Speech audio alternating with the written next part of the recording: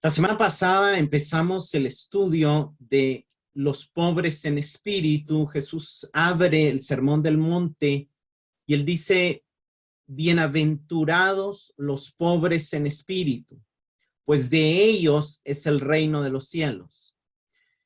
Vimos que Jesús empieza su discurso usando una palabra que toca un tema actual, la felicidad. La palabra Makarios es una palabra que usaban para referirse a aquellos que eran dichosos, que eran afortunados, que eran felices. Los griegos ya vimos que la usaban para referirse a los dioses y en algún momento a los reyes, a los ricos, y aún los judíos dentro de la Biblia lo usaban para aquellos de camino perfecto, para aquellos de camino recto, para aquellos que meditaban y obedecían la ley de Jehová. Y obviamente de alguna manera estaba esta idea de que no todos alcanzaban esa bienaventuranza, ese nivel de una vida plena, satisfactoria, feliz.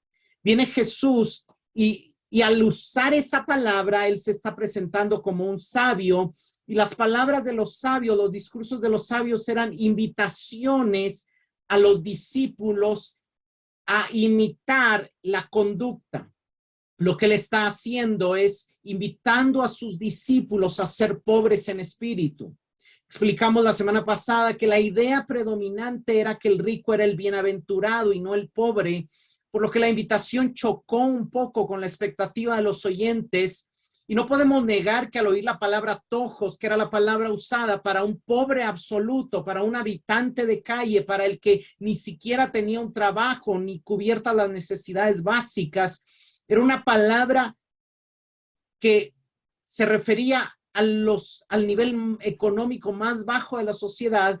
Es imposible que ellos no hayan pensado en la pobreza, es imposible que ellos no hayan venido un pobre a su mente, pero luego Jesús, al seguir el discurso, vamos a entender que él no está hablando de pobres social y económicamente pobres, sino de los pobres en espíritu, y además que en el mismo contexto, Jesús realmente usa un sentido metafórico a muchas de sus palabras, y esto aclara a los oyentes que no se está refiriendo a una pobreza económica. Esto pasa muchas veces en los discursos de Jesús, ¿verdad? Cuando él le habló a sus discípulos de guardarse la levadura a los fariseos, ellos inicialmente pensaron en pan, pero luego entendieron que se refería a la doctrina. Las parábolas del reino, cuando habla de la parábola del sembrador, de alguna manera ellos pensaron que se refería a una semilla y a una tierra en realidad, pero en realidad él se estaba refiriendo a la palabra, al mensaje, y se estaba refiriendo a los 4 tipos de actitud del corazón de los oyentes.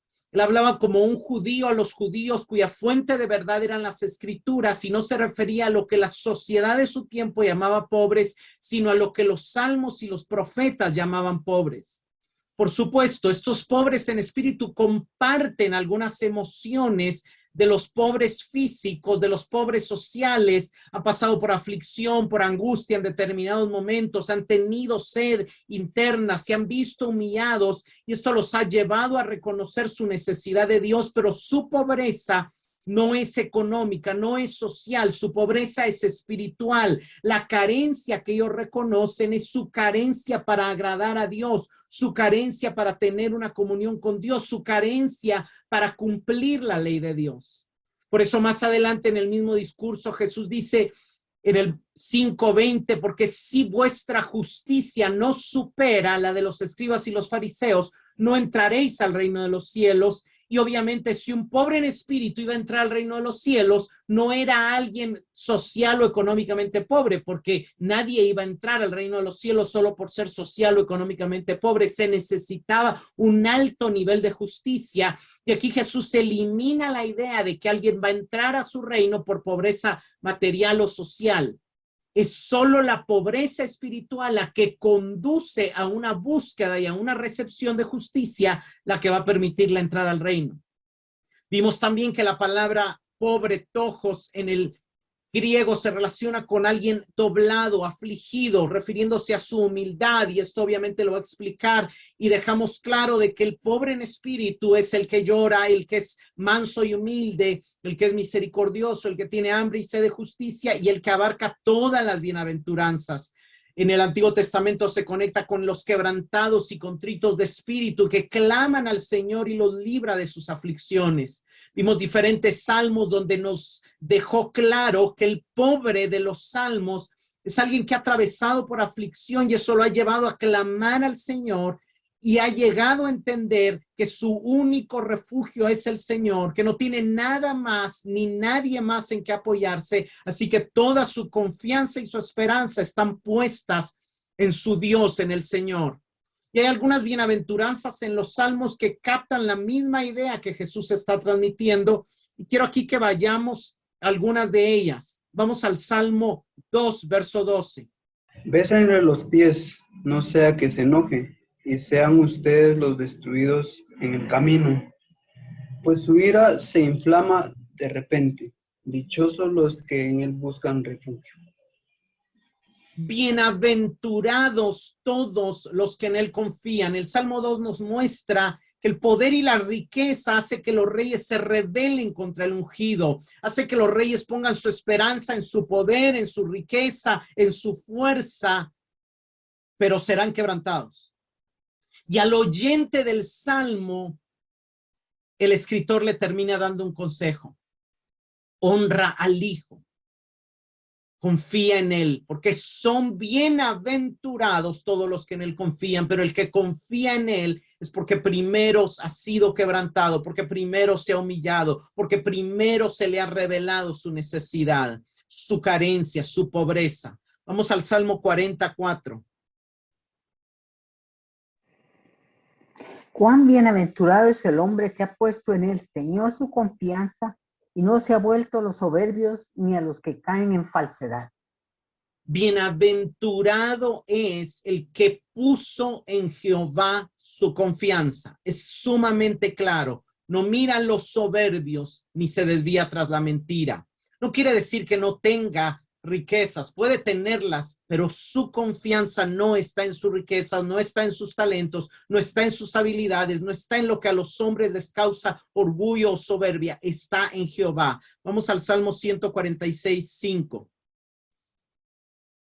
Bienaventurado aquel cuyo ayudador es el Dios de Jacob, cuya esperanza está en Jehová, su Dios.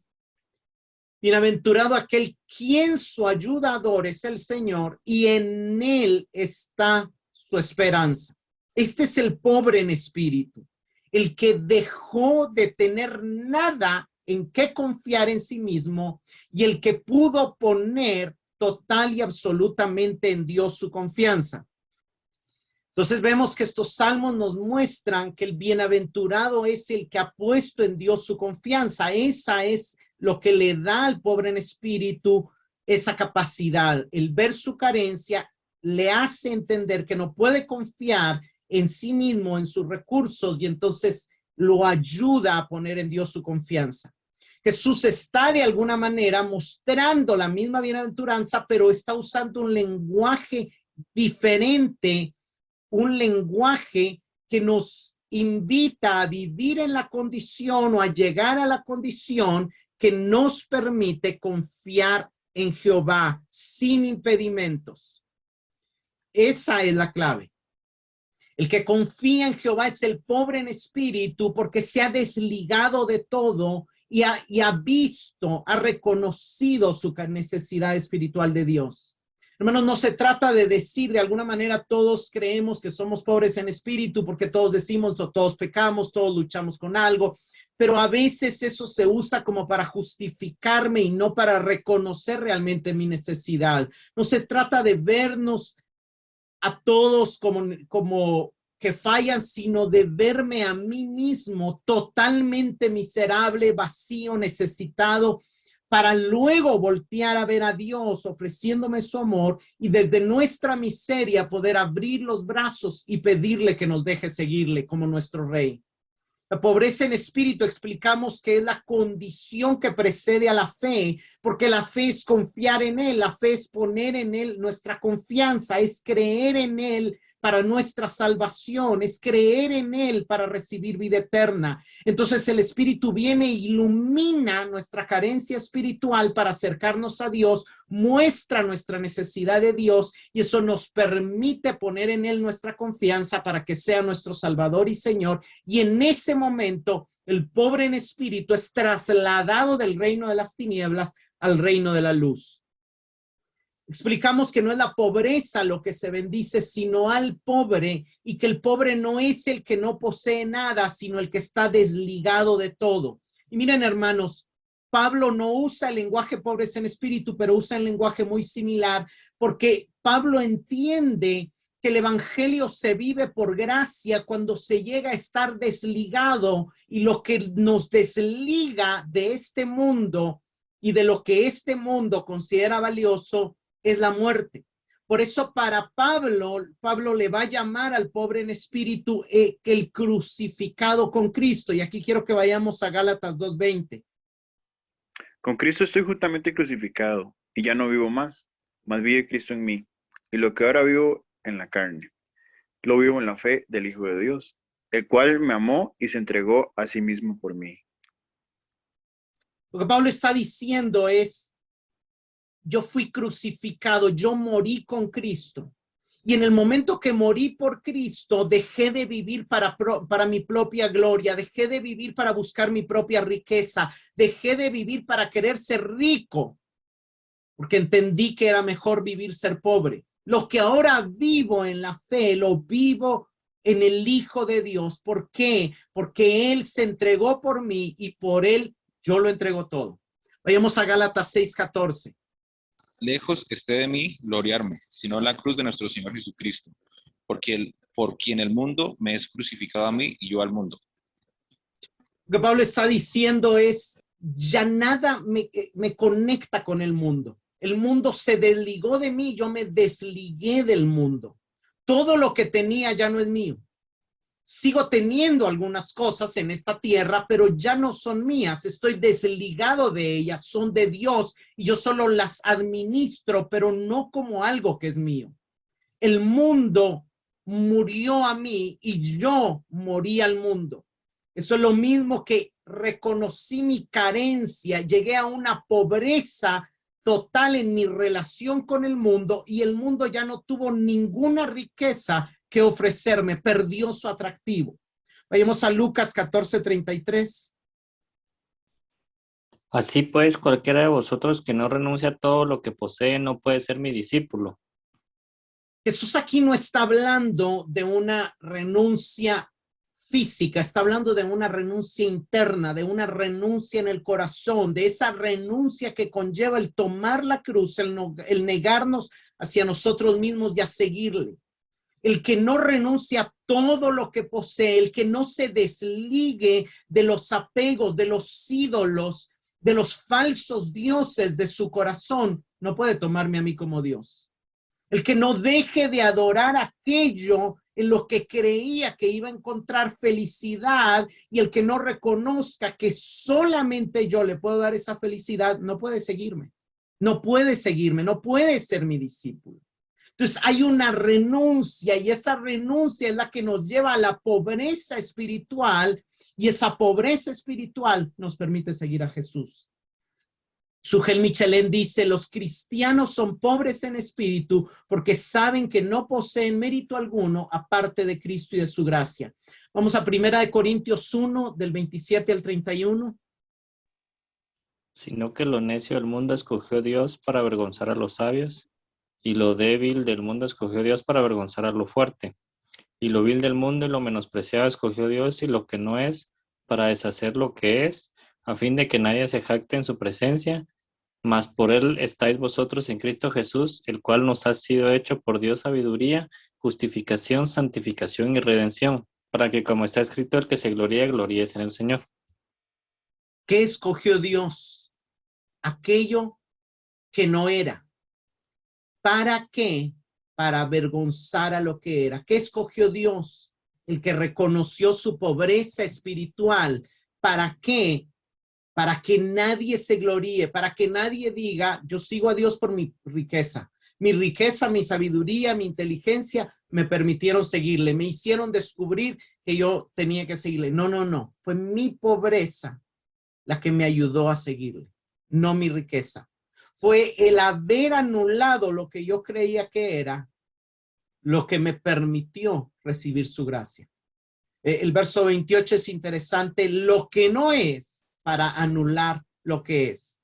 Lo pobre, lo carente, lo que no es lo que Dios escogió. ¿Para qué?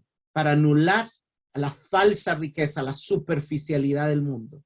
Hermanos, el que no es pobre en espíritu cree que merece lo que exige. El rico está acostumbrado a que tráeme tal cosa. Sí, sí, te lo tienes que traer, me lo tienes que hacer, tienes que obedecerme. ¿Por qué? Porque yo tengo la plata, porque yo tengo el poder, porque yo te contrato. Y si llega ante Dios como rico, olvídese. O sea, nadie puede llegar ante Dios y decirle, Dios, te exijo que me des esto. O sea, eso es imposible. Al altivo lo mira de lejos. Pero el pobre en espíritu sabe que no tiene nada que exigir. Entonces sabe esperar con paciencia, tanto de Dios como de su prójimo, y aprecia cada don que recibe de Dios y todo lo ve como un don recibido de Dios, pero también aprecia lo que recibe de los hombres. Salmo 40:17 dice, en cuanto a mí, pobre y menesteroso, el Señor cuidará de mí. Tú eres mi socorro y mi libertador. Dios mío, no te tardes. Ahora, ¿por qué son bienaventurados los pobres en espíritu? Porque de ellos es el reino de los cielos. ¿Qué vino a la mente de los judíos cuando oyeron la expresión reino de los cielos? Vayamos a Daniel 2:44. En los días de estos reyes, el Dios del cielo establecerá un reino que jamás será destruido ni entregado a otro pueblo, sino que permanecerá para siempre y hará pedazos a todos estos reinos. Vamos a Daniel 7:13 y 14. Seguí mirando en las visiones nocturnas, y he aquí con las nubes del cielo venía uno como un hijo de hombre, que se dirigió al anciano de días y fue presentado ante él. Y le fue dado dominio, gloria y reino para que todos los pueblos, naciones y lenguas le sirvieran.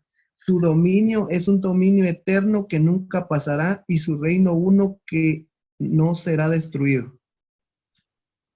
Vean, en Daniel 2:44 dice, el Dios del cielo levantará un reino. ¿Cuál es el reino de los cielos? El reino que levantará el Dios del cielo.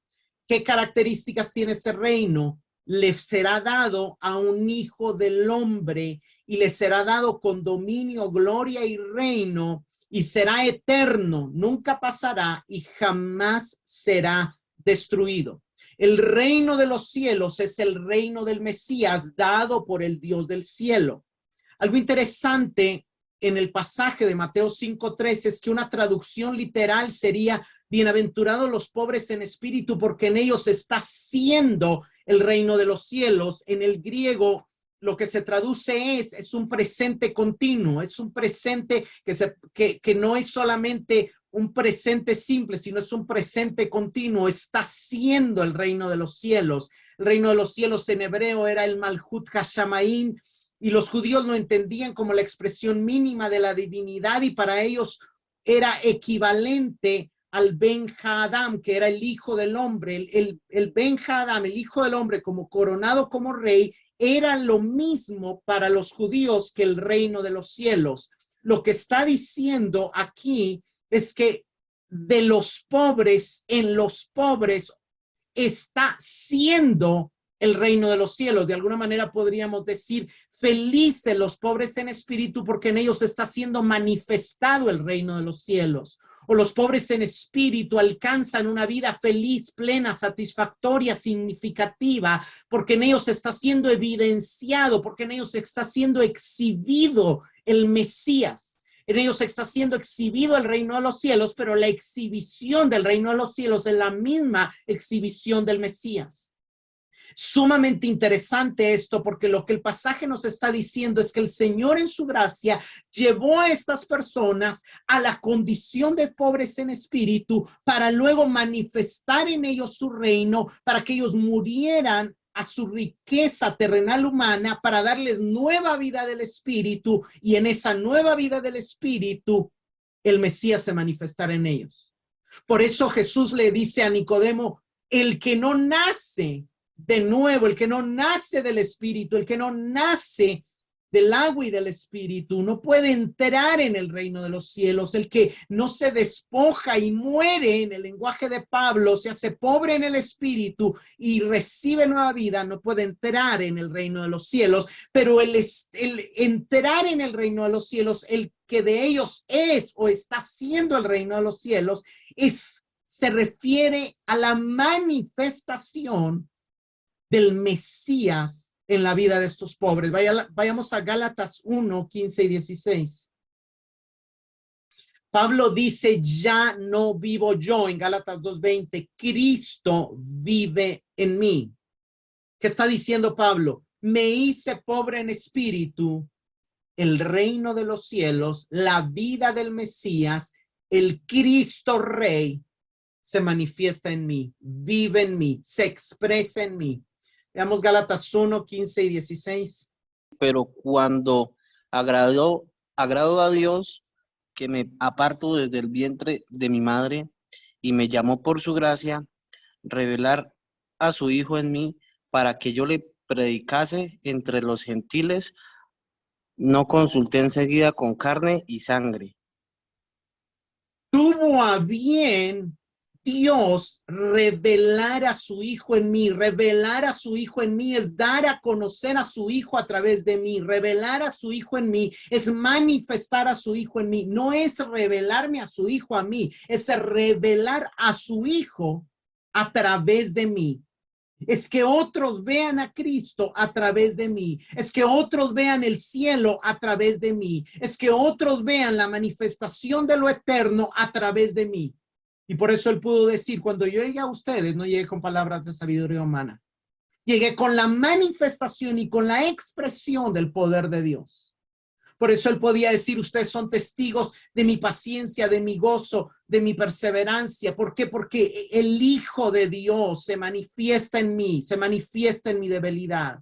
¿Cuál era la imagen de la expresión del reino para los judíos? En base a Isaías 11, el Rey Redentor iba a venir, iba a eliminar las maldiciones, iba a restaurar la vida edénica, iba a establecer la paz, iba a reinar en justicia, y la gloria y el conocimiento de Jehová iban a cubrir la tierra como las aguas cubren el mar. Ahora la pregunta es, ¿estaba ya sucediendo eso o está ya sucediendo eso? La respuesta es no a nivel global todavía, pero sí está empezando a suceder a nivel individual. Ya Dios está restaurando en nosotros la bendición y ha llevado la maldición. Ya Dios, ya Cristo es nuestra paz. Ya Él nos ha revestido de su justicia. Ya estamos siendo transformados al ver como en un espejo la gloria del Señor cuando estudiamos las Escrituras. ¿Es de nosotros el reino? Sí, es de nosotros el reino. De los pobres es el reino. ¿Por qué? Porque se pueden dejar guiar por el Rey, porque pueden vivir en paz, porque pueden disfrutar de haber recibido la justicia, porque pueden ser transformados por la gloria de Dios cuando ven a Cristo en las Escrituras.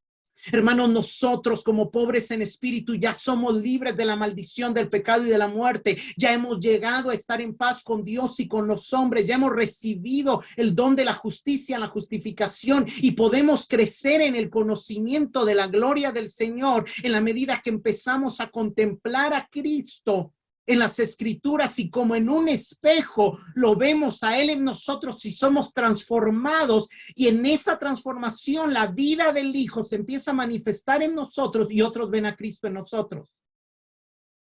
De ellos es el reino de los cielos. Ya el reino está siendo manifestado.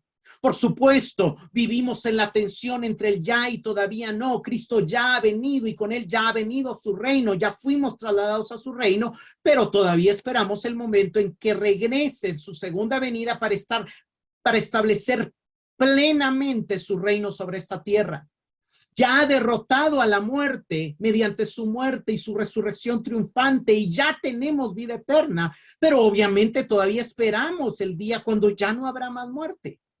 La vida superior no está en el ahora, llegará cuando aparezca nuestra esperanza bienaventurada, la manifestación gloriosa del Señor Jesucristo en su venida en su segunda venida, pero sí podemos alcanzar una vida floreciente, feliz, satisfactoria y significativa, como la vida que alcanzaron los apóstoles y han alcanzado muchos santos hombres y mujeres de Dios en la historia, porque ya hemos recibido un reino inconmovible, como lo estudiamos en Hebreos 12:28.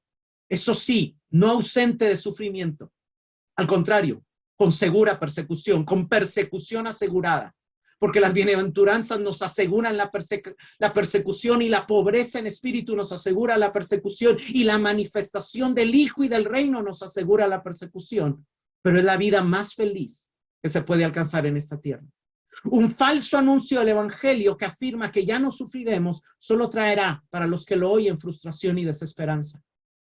Juliana de Norwich escribe: a pesar de todos nuestros sentimientos de desdicha o felicidad, Dios quiere que comprendamos y creamos que estamos más verdaderamente en el cielo que en la tierra, pues su misericordia y gracia han comenzado a obrar cuidando de nosotros y protegiéndonos con compasión y amor. Me encanta lo que ella dice porque es totalmente bíblico. Estamos verdaderamente más en el cielo que en la tierra, porque de nosotros es el reino de los cielos. Vayamos a Apocalipsis 12:12. Por eso alégrense, cielos, y ustedes que los habitan, pero ay de la tierra y del mar. Alégrense, cielos, y ustedes pobres en espíritu, que aunque están en la tierra, ya habitan en los cielos. Vamos a Apocalipsis 18:20. Alégrate de ella, cielo, y alégrense ustedes, santos, apóstoles y profetas, porque en ella Dios les ha hecho justicia. Regocíjate, cielo. ¿Quiénes son los cielos? Los santos, los apóstoles y los profetas. Ellos expresan el cielo. Alegraos, cielos, y los que moráis en ellos, es a nosotros. Alégrense, cielo, ustedes, los creyentes, los santos, los apóstoles y los profetas. Nos está llamando cielo al pueblo de Dios. ¿Por qué? Porque de nosotros es el reino de los cielos. Porque ya podemos experimentar ciertas bendiciones de los cielos aún estando todavía en la tierra, como la paz, como la justicia, como el gozo, como el amor, como la misericordia, como la compasión de Dios, como la gloria de Dios. La mayor evidencia, dice Don Carson, de que el cielo ha invadido nuestra esfera, de que el Espíritu ha sido derramado sobre nosotros, de que somos ciudadanos de un reino que aún no se ha consumado, es el amor cristiano. Vayamos a Filipenses 3:18-20. Porque por ahí andan muchos, de los cuales os dije muchas veces, y ahora lo digo llorando, que son enemigos de la cruz de Cristo, el fin de los cuales será perdición, cuyo Dios es el vientre, cuya gloria es vergüenza, que solo piensan en lo terrenal, mas nuestra ciudadanía está en los cielos, de donde también esperamos a la Señor Jesucristo. Pablo contrasta aquí los que solo piensan en las cosas terrenales y eso les hace ser enemigos de la cruz de Cristo. Ellos son enemigos de la pobreza espiritual. Ellos son enemigos de estar crucificados al mundo. Ellos son enemigos de desligarse de sus posesiones. Ellos son de enemigos de renunciar a lo que les da valor, a lo que les da importancia, a lo que les hace sentirse soberbios, altivos, a los que les hace sentirse superiores. Son enemigos de la cruz y de la pobreza espiritual. Y Pablo dice, es lamentable la condición de ellos, porque ellos ni cerca están de entrar en el reino de los cielos. Son enemigos de la cruz. ¿Cómo alguien va a poder entrar sin ser pobre en espíritu, sin haber sido crucificado? No va a entrar. Y la evidencia de eso es que solo piensan en las cosas terrenales, pero está la diferencia de nosotros. Nosotros los pobres, nosotros los que hemos sido crucificados, nosotros que amamos la cruz de Cristo y que amamos el estar crucificado con Él, estamos conscientes que nuestra ciudadanía está en los cielos. Amamos las cosas de los cielos y nos separamos a que las cosas de este mundo nos esclavicen. ¿Por qué? Porque somos ciudadanos del cielo, porque de nosotros es el reino de los cielos. Hermanos, solo se puede amar verdaderamente a Dios y verdaderamente a los hombres, y solo se puede disfrutar de las dádivas de Dios siendo pobre en espíritu. Porque el pobre es el que no vive para sí mismo, sino para su rey. Y amar es no vivir para sí mismos. Hermanos, el que vive para sí no puede amar. El que vive para sí está buscando cómo sacar ventaja de la relación, pero nunca está buscando dar, nunca está buscando vivir para el otro. El rico en espíritu, estoy hablando obviamente no económicamente, sino el que es lo contrario del pobre, siempre quiere más, siempre quiere para él, siempre piensa en él. ¿Qué es amar? Amar es estar de acuerdo a un depender. Amar es renunciar a ser autosuficiente. Amar verdaderamente exige despojarse del deseo de dominar al otro, de la tendencia de querer poseer al otro. El verdadero amor ama desde la pobreza, respeta la libertad del otro. ¿Por qué? Porque no necesita poseer al otro, porque posee al cielo, porque tiene a Dios, porque posee el reino. Y una película de Disney que el otro día visitando unos amigos la vimos, no recuerdo el nombre, pero hay una niña que tiene que viajar a través del tiempo para encontrar a su papá y una de las hadas le regala sus defectos. Esto le servirá para que ante la tentación del mal que le va a presentar de ser más popular y más atractiva pueda rechazarla. Por supuesto, nosotros no somos llamados a atesorar aquellas cosas como defectos que nos llevan a pecar, pero sí somos llamados abrazar nuestras miserias y a gloriarnos en nuestra debilidad. Somos llamados, por supuesto, a hacer morir lo terrenal en nosotros y a despojarnos del hombre viejo. Pero tenemos que llegar, la película tiene una buena enseñanza porque le da a entender a los niños de que no es el ser atractivos y famosos y llamativos donde está la felicidad. Y realmente, hermanos, eso es lo que tenemos que entender. Es interesante el entender que ya el cielo es accesible a nosotros.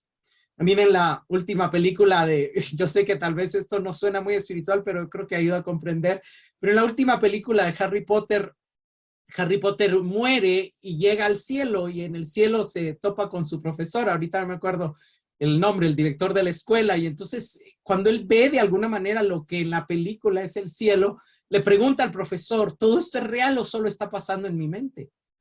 Y el profesor le contesta algo interesante, le dice, claro que está pasando en tu mente, pero esto no implica que no sea real. Y realmente a veces a los cristianos se nos puede tachar de tontos. Pablo decía que el evangelio suena como una locura, porque si nosotros vamos por el mundo diciendo que estamos en el cielo, que somos ciudadanos del cielo, que nuestra ciudadanía está en el cielo, que de nosotros es el cielo, nos van a tachar como locos. Pero eso está pasando en nuestro espíritu, porque estamos conectados al cielo. Y que esté pasando en nuestra fe no quiere decir que no sea real. Que todavía estemos rodeados por maldad, por injusticia, por este mundo, no quiere decir que no estemos conectados con el cielo. Vayamos a 2 Corintios 12, 9 al 10. Y él me ha dicho, te basta mi gracia, pues mi poder se perfecciona en la debilidad. Por tanto, muy gustosamente me gloriaré más bien en mis debilidades para que el poder de Cristo more en mí. Por eso me complazco en las debilidades, en insultos, en privaciones, en persecuciones y en angustias por amor a Cristo, porque cuando soy débil, entonces soy fuerte. Me gloriaré en mis debilidades. Me complaceré en debilidades, en insultos, en privaciones, en persecuciones, en angustias. Porque cuando soy débil, entonces soy fuerte. Mi pobreza es una plataforma para que la riqueza de Cristo se manifieste. Mi debilidad es una plataforma para que el poder de Cristo se manifieste. Soy fuerte, pero no lo soy yo, es Cristo en mí. Ahí es donde mi yo muere, mi yo se vuelve pobre y el reino se manifiesta, está siendo. El Mesías está siendo, el Rey está siendo. Bienaventurados los pobres en espíritu. Felices los que reconocen su carencia, porque ellos dejan espacio para que el Mesías sea fuerte a través de ellos, viva a través de ellos, se manifieste a través de ellos. La película del rey Arturo, cuando el chico está peleando y siendo vencido por su tío que se convirtió en diablo, tiene una visión y ve a su papá, lo recuerda de niño y el papá le dice, la espada es tuya, tómala. Y de alguna manera esto lo tomo como una ilustración porque hay momentos donde también, claro, la Biblia nos dice eres pobre, pero al mismo tiempo Jesús nos dice el reino es tuyo. Asume tu victoria, mi gracia te ha liberado. Asume tu libertad. Mi espíritu te ha sellado, asume tu seguridad. ¿Qué es lo que Pablo nos está diciendo? Asumamos, asumir el reino, recibir el reino, tener el reino. Es recordar, hermanos, que hemos sido liberados de la esclavitud del pecado. Es recordar, hermanos, que nuestra vida eterna está segura porque depende de Dios. Es recordar que nada nos podrá separar de su amor. Es recordar que si alguien contra nosotros, ¿quién contra nosotros? El poder invencible del Rey protege a los que estamos dentro de su reino. No necesita ser rico, necesita recordar que ahora está siendo dirigido por un rey justo, que ha traído paz, que ha traído seguridad y que ha convertido tu desierto en ríos de agua viva, como lo leíamos en la profecía de Isaías la semana pasada. Si oíste el llamado al arrepentimiento, si oíste que el reino se acercaba y tu deseo de entrar en él, te llevó a ver tu miseria, la noticia es para ti. Por ti vino el Rey, para hacerte justicia, para liberarte de tu opresor, para crear un ámbito donde te sientas seguro, protegido, bendecido, fortalecido y donde te sientas útil como un instrumento de la manifestación del reino a través de ti al mundo y de la manifestación de la vida del Mesías a través de ti al mundo. Solo el que ha visto su pobreza puede saborear la riqueza de haber sido perdonado, rescatado, liberado. En 2 Corintios 8:9 vimos que Cristo se hizo pobre para enriquecer a los pobres. Pero ¿qué clase de riqueza es aquella con la que nos enriqueció? Vamos a 2 Corintios 8, del 7 al 9. Dado que ustedes sobresalen en tantas maneras, en su fe, sus oradores talentosos, su conocimiento, su entusiasmo y el amor que reciben de nosotros, quiero que también sobresalgan en este acto bondadoso de ofrendar. No estoy ordenándoles que lo hagan, pero pongo a prueba qué tan genuino es su amor al compararlo con el anhelo de las otras iglesias. Ustedes conocen la gracia generosa de nuestro Señor Jesucristo. Aunque era rico, por amor a ustedes se hizo pobre, para que mediante su pobreza pudieran hacerlos ricos. Amén. Él se hizo pobre para enriquecernos, pero nos encuentra pobres y en esa pobreza nos enriquece y nos hace abundar en todas las cosas. ¿En qué nos hizo ricos y en cuál es la riqueza del creyente, del pobre en espíritu, del que ha recibido el reino? El verso 7 lo vemos. En fe, en palabra, en conocimiento, en solicitud, en amor y en generosidad. Esa es la riqueza con la que fuimos enriquecidos. No se refiere a dinero, se refiere a que el pobre en espíritu es enriquecido al recibir el reino y al recibir el reino recibe abundancia de fe, recibe abundancia de palabra, recibe abundancia de conocimiento, recibe abundancia de disposición a servir, recibe abundancia de amor y recibe abundancia de generosidad. Y esto lo vemos en Efesios 1, 7 y 8, por ejemplo, nos dicen, en Él tenemos redención y Él nos ha hecho abundar en las riquezas de su gracia, en sabiduría y en discernimiento. En Colosenses 1, del 11 al 13, dice que fuimos fortalecidos con todo el poder de su gloria y podemos abundar en perseverancia, en paciencia, en gozo, porque Él nos capacitó para compartir la herencia de los santos al trasladarnos al reino de su amado Hijo. En Colosenses 2:2 nos dice que todas las riquezas que proceden de una plena seguridad de comprensión alientan nuestro corazón y nos llevan a un verdadero conocimiento de Cristo. Hermanos, cuando se nos revela nuestra pequeñez, nuestra insignificancia, llegamos a la conclusión, ¿cómo siendo tan insignificante he intentado gobernar mi propia vida? Mejor me someto al Rey del universo. Y en ese momento, el rey me abraza y me introduce en su reino. Me introduce en ese ámbito espiritual llamado Cristo, llamado reposo, llamado cielo, llamado justicia. Un lugar donde estoy seguro porque el rey ha derrotado a mis enemigos. Eso sí, tengo que tener cuidado, porque si dejo de ser pobre, si me olvido que soy pobre, corro el riesgo de salirme del ámbito y quedo nuevamente expuesto a los peligros de estar fuera del reino. En ese momento, pierdo el disfrute de la paz y del gozo de la justicia, que está disponible cuando estoy dependiendo de Dios, cuando estoy conectado a Dios. Vamos al Salmo 84, 4 y 5. Bienaventurados los que habitan en tu casa, perpetuamente te alabarán. Bienaventurado el hombre que tiene en ti sus fuerzas, en cuyo corazón están tus caminos. Bienaventurados los que habitan en tu templo. El templo representaba el cielo. De hecho, recuerden que a Moisés se le dijeron, hazlo conforme al modelo, y Hebreos nos recordó esta realidad de que hay un templo celestial y que los sacerdotes terrenales ministraban en el santuario terrenal, pero Cristo ministra en el verdadero. Cuando el Salmo está diciendo bienaventurados los que habitan en tu templo, no está hablando de la copia, está hablando del verdadero. Está diciendo bienaventurados los que habitan en el cielo, los que siendo pobres en espíritu están conectados a tu ámbito, al ámbito donde tú reinas. ¿Y qué pasa en ese ámbito? Están siendo tan impresionados por todos tus dones, por todas tus dádivas, por todas tus misericordias, que te alaban perpetuamente.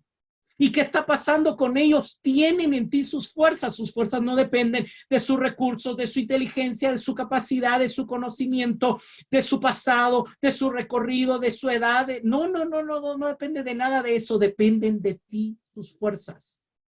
Y en su corazón están tus caminos. Hermanos, cuando nos mantenemos pobres, nos mantenemos en su templo, nos mantenemos en el cielo. Y cuando nos mantenemos en el cielo, no somos motivados a hacer otra cosa que alabarle. Y entonces cuando nuevamente, ¿verdad?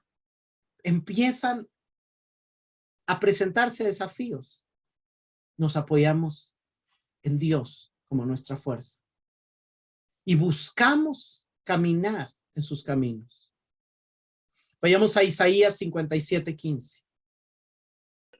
Porque lo dice el excelso, el sublime que vive para siempre, cuyo nombre es santo.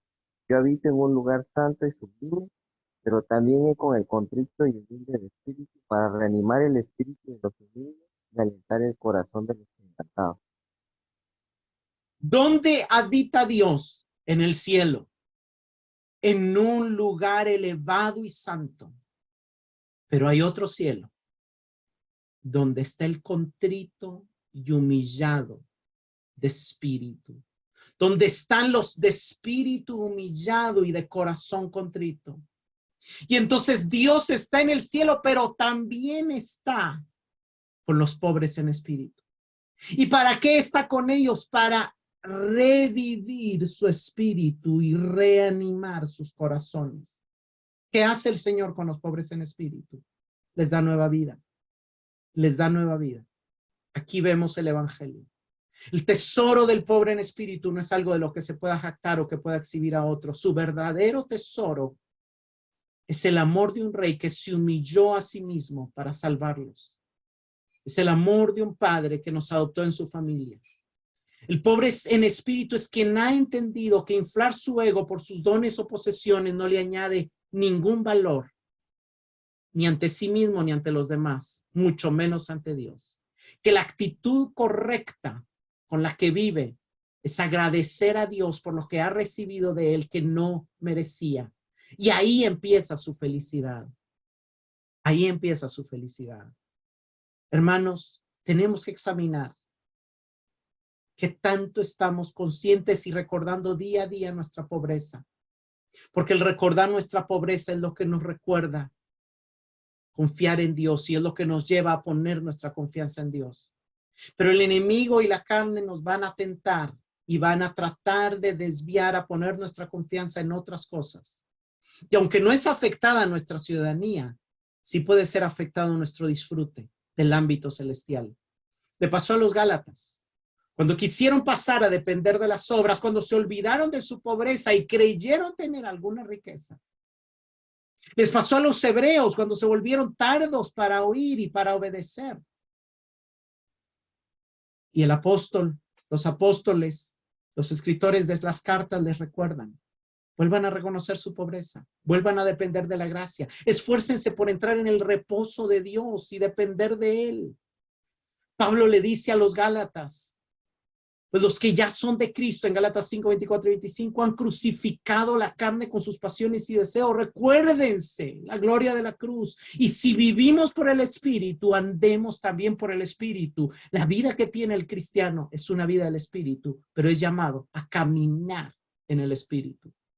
Vivir del Espíritu es haber nacido de nuevo. Caminar en el Espíritu es caminar en dependencia, es caminar en pobreza, es caminar conectado al Rey, al reino de los cielos, es caminar humillado y contrito delante de Él. Hebreos 4:11 dice: por tanto esforcémonos por entrar en ese reposo, no sea que alguno caiga siguiendo el mismo ejemplo de desobediencia e incredulidad. Dios fue el Rey de Israel siempre, pero el Hebreos nos recuerda ver al pueblo de Israel y nos dice: ellos se desconectaron de su gracia muchas veces. No hagamos nosotros lo mismo. Hermanos, esforcémonos por vivir en dependencia a Dios, porque solo a través de confiar y depender de Él y seguirle como nuestra Rey, tenemos la posibilidad de llegar a tener una vida satisfactoria y significativa, una verdadera felicidad. Como preguntas de reflexión: ¿qué tan pobre en espíritu eres?